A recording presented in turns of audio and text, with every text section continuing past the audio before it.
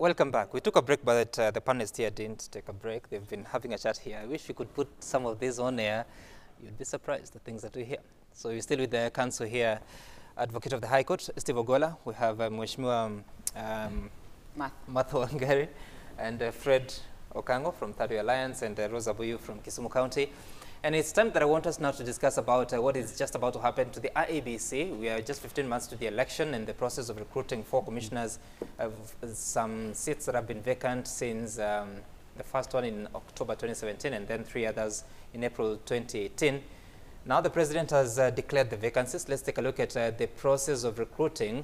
And there should be a selection panel appointed within 14 days of the gazettement, and this selection panel should have 4 persons representing the Parliamentary Service Commission, 1 person from the KCCB, that is the Kenya Conference of Catholic Bishops, 1 person from NCCK, and 1 person appointed by SUPKEM, NMLF, and CIPK, all the 3 to jointly pick 1 person.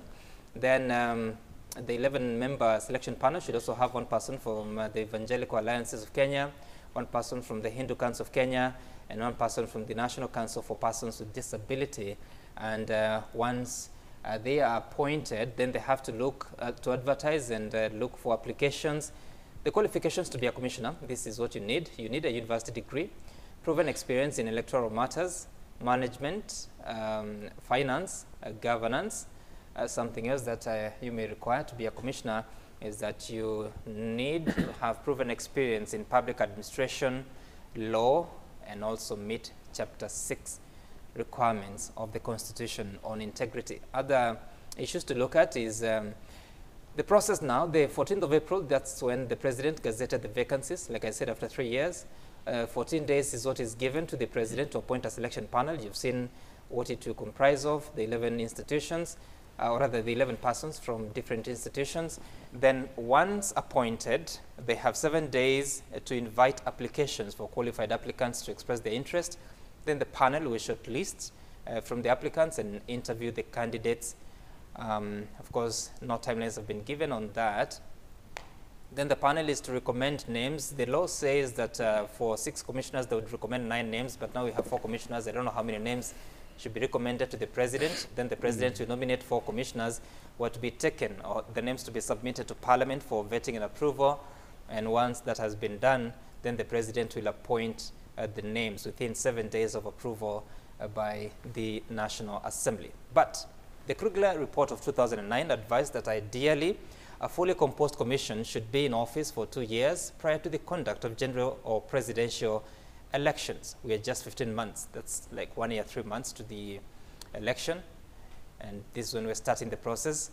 That's the same talking about at that time. And let me begin with you, Honorable Martha Wangari, again. And this process has taken so long for the vacancies to be declared. Of course, at some point there was no proper law on how this should be done.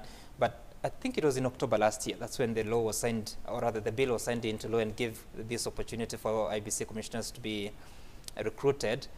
Is it too late, and was it by design by the political class to make the process as late as possible? First of all, you know, sometimes the problem of this country is not the law, actually, because the law has been there. This is not the first IEBC. You know, we have had elections before, and the law has been there. We have improved it going forward, but the law has essentially existed. So in terms of having the anchor or the anchorage of the commissioners, it has been there. The problem you'd be asking maybe is why it has taken so long and why so close to the election. And as I said earlier, you know, this is one job that is a hot potato. And I say that because we saw how it ended after 2017. We had mass resignation because 4 commissioners actually resigned. Started by Rosalie Nakombe before the election, and then the other 3 that resigned in 2018. And I would say this problem has not started now. I think it has been a continuous issue and a continuous problem. But be it as it may, I think IEBC is still functional the way it is right now, with 3 commissioners. I know I've seen people already starting to talk that we should retain them because, first of all, they come from my region. You know, there are all manner of interests in terms of IEBC. But the law is as it is and is existing. What the president has done is to kickstart the process of having these 4 replaced.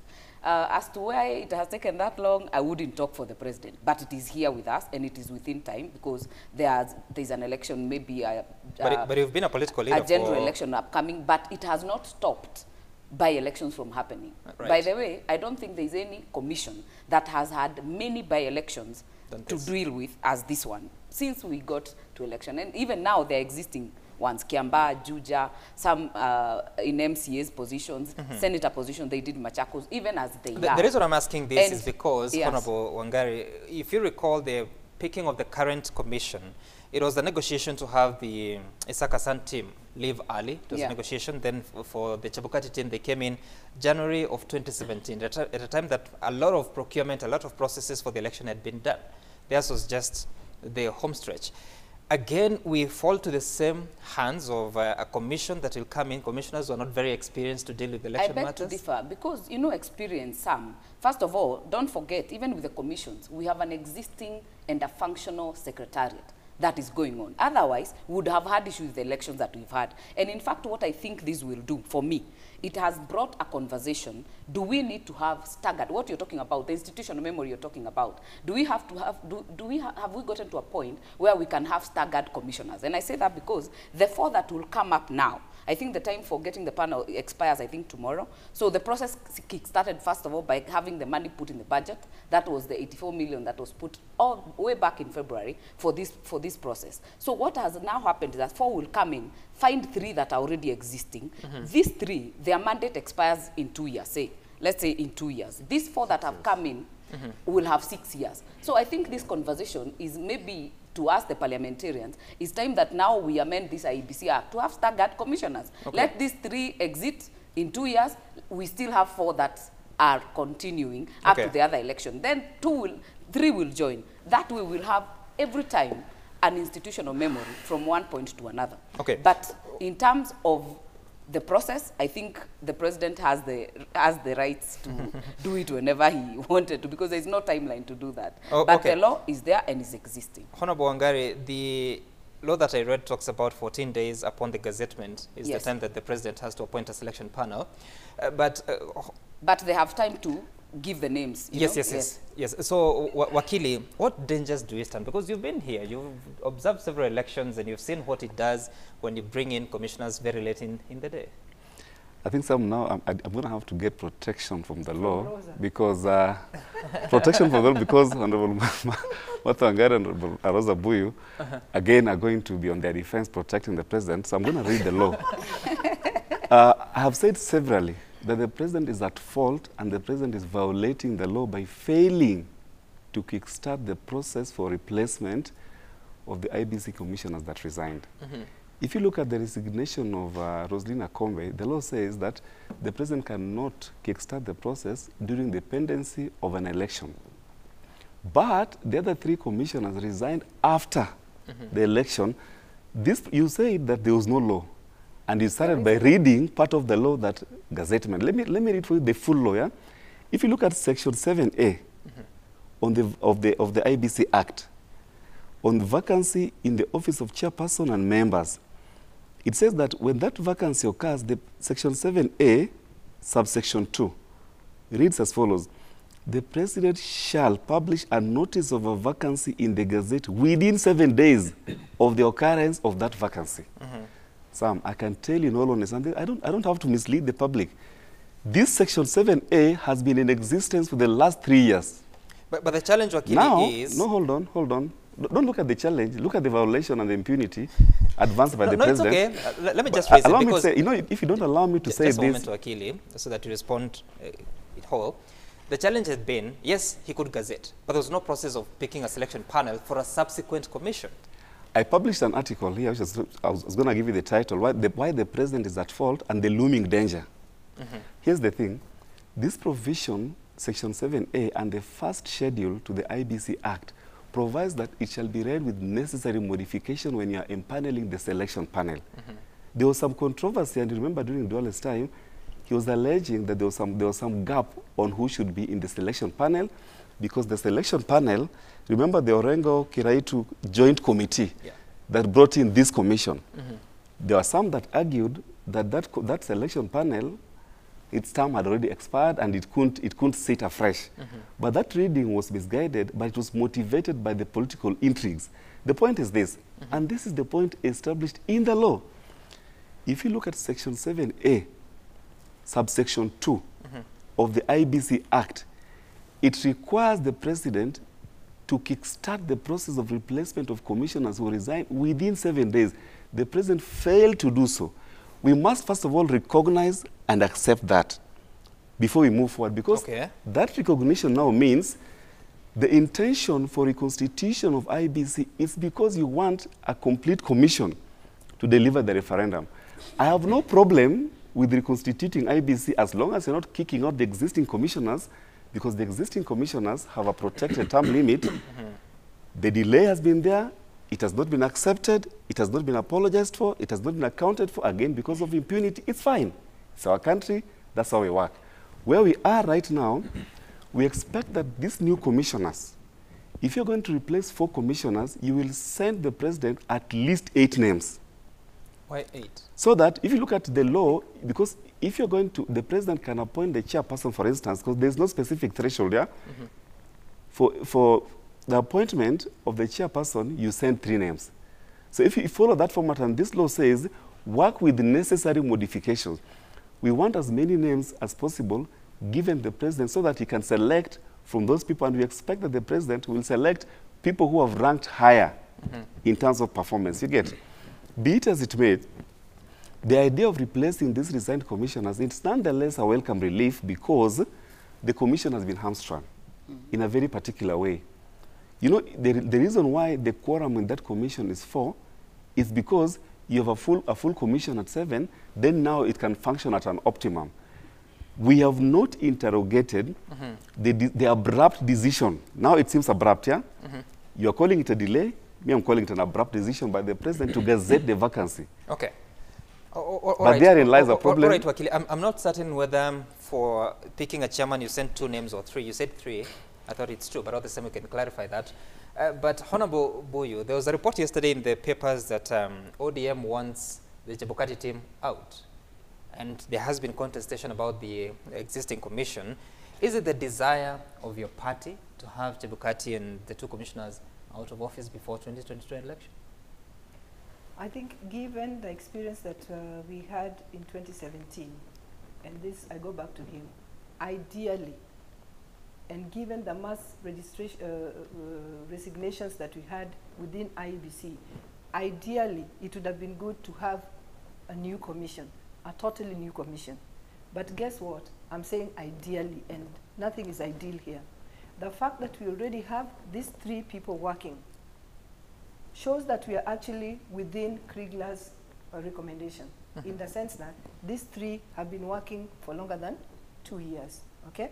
It would have been good to have the whole IEBC constituted 2 years ahead of the general election. But that is not the situation now. But our comfort lies in the fact that there are 3 people who've taken longer than the 2 years, okay? Now, when you have the 4 new commissioners, so to speak, we will benefit from institutional memory. We will benefit from experience of these 3 currently existing commissioners, and that alone will empower the commission to do its job. I know where ODM is coming from. ODM is coming from the experiences of 2017, and the fact that IEBC at some point looked like they were partisan and looked like they were not up to the task. But that, where I sit from, that is that. But going forward... Has it changed? Has your perception changed? Now I'm talking about, I'm talking as Rosa, who has also served in the Legale Commission and interacted with IEBC. Going forward, that might not be possible at this particular time, because we are, if you have a general election next year, that is taking us almost already less than 2 years, like Kriegler had recommended, okay? If we want to reconstitute a whole new IEBC, that means you have to do away with these 3, whose term will actually end after next year's election, okay? And probably now, speaking as Rosa, that might not be the way to go. The way to go might be to beef up IEBC and beef it correctly following the parameters so that we have institutional memory and so that we have an IEBC that can work effectively going forward with experience in their pocket. Okay? All right, you said that there's, was it you or him, a functional secretariat? It could be functional, but there are several senior officers that have left IEBC. At the moment, they still don't have a substantive chief executive officer since the resignation of Ezra Chiloba many years ago. But for you, Fred, because you're secretary of our political party, and there has been all this contestation about the credibility of an IEBC.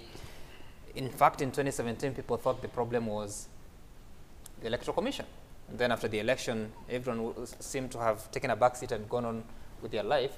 Should the IEBC as a commission matter towards the election? And what is at stake here, even as the selection panel would be picked and new commissioners picked?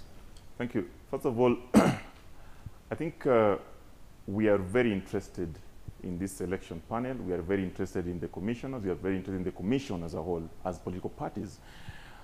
Having been an active participant in the last general election, I would say that it is important that we have a functioning commission.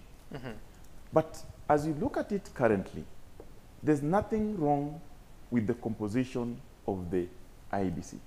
Because as a constitutional commission, IEBC is having already 3 commissioners. The Constitution, Article 250, says that the commissioners shall be at least 3 and not more than 9.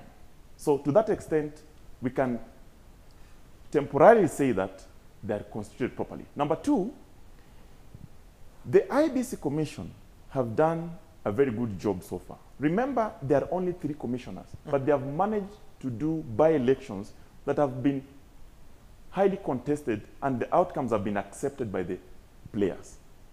And therefore, I have to congratulate them. But look at the requirement. When Akombe resigned before the repeat elections, as a way of punishing her colleagues, it didn't work. In April 2018, what do you mean? No. How do you want to resign and you know very well that there's a repeat election coming, then you resign in the eve? What are you trying to do? But that's a story for another day. Let's move forward. April 2018. She's not the here 3 commissioners, she will do that at the time. The 3 commissioners, when the 3 commissioners purportedly resigned, He's right. the IEBC Act, Section 7, that Steve read, requires that in resigning, you must do it in writing to the president. To date, we are not sure whether there was a resignation in form of writing to the president. In fact, some of these commissioners... Are you sure there was not? There was, and the president accepted. Steve represented them. No. Who did you represent? Let me finish. Yeah. So to that, to this level, we are not sure. Petition 160 and 161 the Section 7 of the IEBC Act requires that within 7 days upon resignation, the president must gazette. It didn't happen in 7 days. So my assumption is that they did not resign in writing. Now, so how did he learn that they had resigned and appointed the president? Actually accepted their resignation. If the president has accepted the resignation, but they went on media, it was in public that they have resigned. Now, let's talk about now. We are now filling these positions, and there's a requirement that who is suitable to fill that position. As political players, we'd also want to see that requirement is taken care of. But you have asked a question, where are we headed? You know, the commission has a secretary that is functioning, as Honorable Martha said. This is functioning. In fact, the quorum, if you look, you read at the second schedule of IEBC Act, the quorum is at least 3 commissioners. But where is the danger? The danger is on the principles of gender and regional diversity, because we are not seeing it now. And I think it is wrong to say that the president is doing this so that they can conduct a referendum. It is totally wrong. It's totally wrong because IEBC, as constituted today, can actually conduct a referendum, can conduct a by-election, can conduct a general election. But the requirement for a national is exercise, notwithstanding, just hold on, notwithstanding the vacancies, the commission must be properly constituted. And the constitution says that the maximum of 9 or at least 3 or 7. So in this instance, we must fill those positions so that we meet the gender, Number two, we meet the regional diversity. Diversity. Okay, all right. I want us to make progress because just a moment. That, yes, you will. We exhaust that IEBC issue. Yes, because no, you're making me lose the point. She's right. Because he was in court. He was in court. The question I want to ask here is that he's talking about this, speaking of new commissioners, but remember that he's saying that the 3 commissioners can actually conduct a referendum. But for a national exercise, what we have seen historically is that commissioners are assigned different regions for the sake of observance, especially on the National Day of the National Exercise Day. When there were 9 commissioners during Isaka Sun time, each would be sent to the 8 provinces, and then the chairman would be overseeing. I don't know whether that helps. I don't disagree, actually. Right, but for a commission that has gone ahead to process 2 popular initiatives, yours, Punguza Mizigo, and the current one that you're dealing with, and early on, remember with the BBI process, there was a proposal to have political parties represented at the commission. So I don't know whether that has been... it's not there. Forsaken. So this PSC is what? Well, parliamentary. Still political parties. But that is in the selection panel. Yes. I need to read for you something. The question I want to ask you is, moving forward as we look for these commissioners, you also know the question at BBI, people haggling about whether they need to reopen it.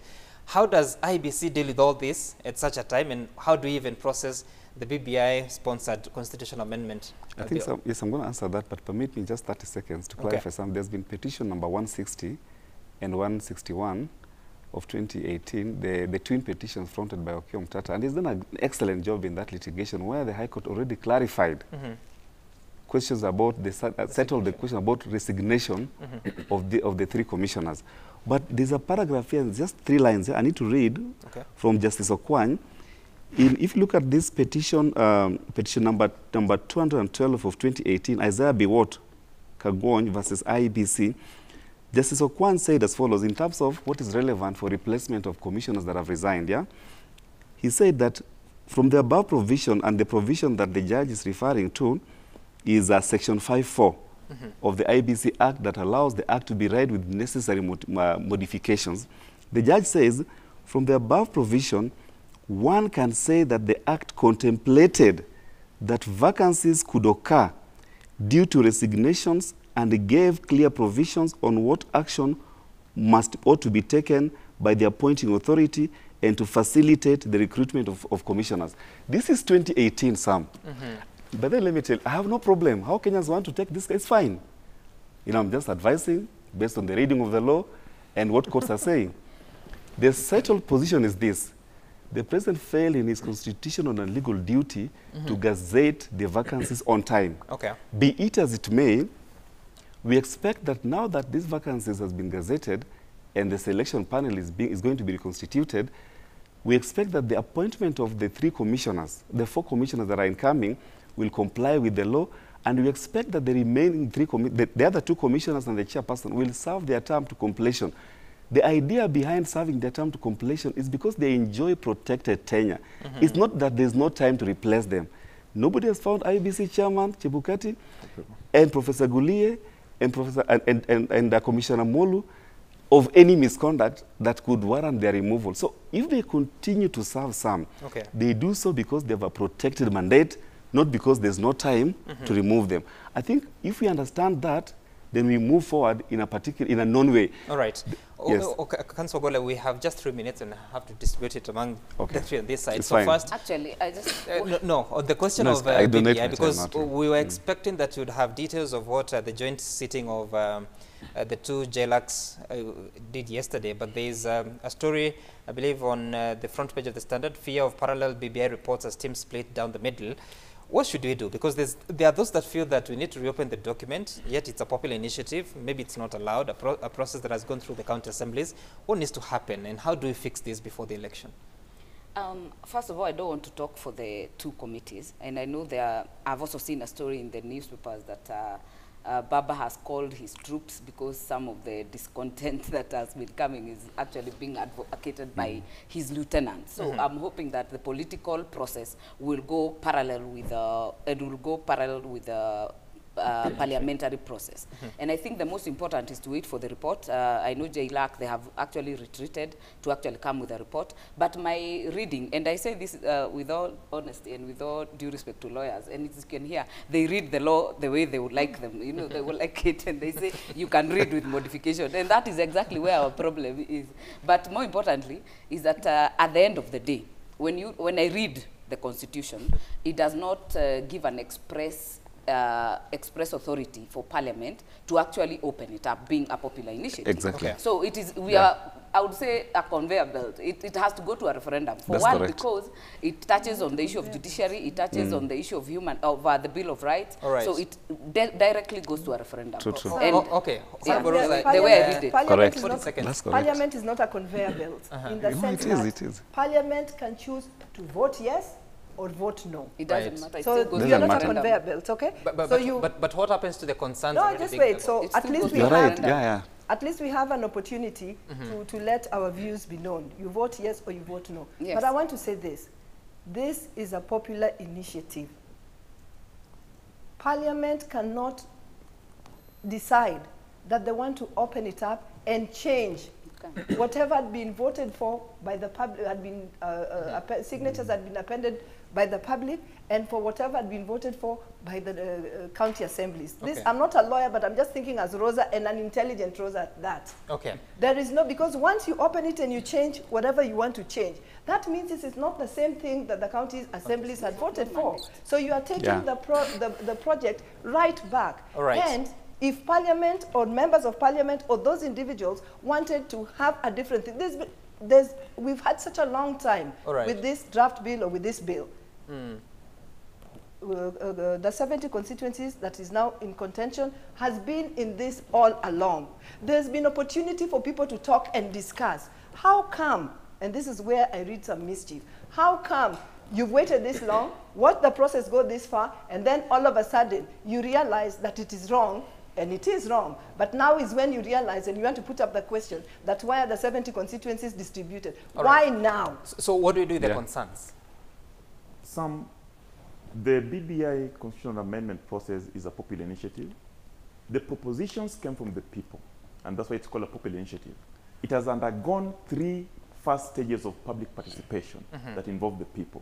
And therefore, the excitement by Parliament to amend that document will render the process moot. Number 2, that process now is at the floor of the House. Parliamentarians have got only 2 options. The first option is to approve the bill or pass it in its entirety on its merit, and then it goes for a referendum based on the issues that are relating to Article 255, subarticle 2, subarticle 1. Number 2, reject it in entirety, but still go to the people. Right. What we are saying is very simple. This bill has traveled the public initiative route from the initiation process, and it will end with the last and final stage of public participation called the referendum, as long as parliamentarians make a decision. When do you see the referendum happening? When I am very confident, as a proponent of constitutional amendment, I'm Okay. very confident That? that come May 4th, when Parliament will make a decision on this bill, we only have 90 days, and the Constitution says within 90 days, the President, before assigning to the bill, shall ask IEBC to conduct a referendum. If they fail to pass it, then again, we have also another, within 90 days, that the IEBC shall conduct a referendum. If you start Okay. counting from May some, it takes you to it August. takes you to August. The last month that we anticipate to have a referendum should be September this year. Okay. All right. Ladies and gentlemen. There will be no thank you referendum so in the much. law. Give the There lawyer will be an no opportunity. referendum. Just get this, because the explanation can come later. Reading the electoral laws and the public asset, the Public Procurement and Asset Disposal Act, there will be no referendum this year, barring no litigation. If there is litigation plus the law, there will be no referendum before the next general election. Because? The rest we can discuss later. Because? If you look at compliance with the law, remember there's a judgment that is pending. The High Court has frozen preparation for the referendum. Ah, okay. The David B petition, petition number 282, 397, 400, 401, 416, and 426 consolidated. The 7 petitions must be determined first. Okay. And they All right. Before they can, they won't be a referendum Advocate of the this year. High Court, Steve Ogola, Honorable Martha Wangari from Gilgil, Fred Okango from Third Way Alliance, Kenya, and Rosa Buyu from Kisumu County. Thank you so much. It's 8:06, so we are actually past our time. We should not be here now. But thank you so much for making time for us to have this conversation. It continues. Thank you for your feedback. Unfortunately, I'm not able to go through it, but continue the conversation as we look at what needs to be done in the road to 2022 as the country prepares for that general election, and also the BBI process that, of course, you hear the different voices of what should happen, what will happen. But up next is Willis Raburu. He will be here to talk about matters social. Today they're focusing on individualism, so stay tuned. Text the show and tweet the show at Citizen TV Kenya, at Willis Raburu. The hashtag to use is Daybreak. Bye for now.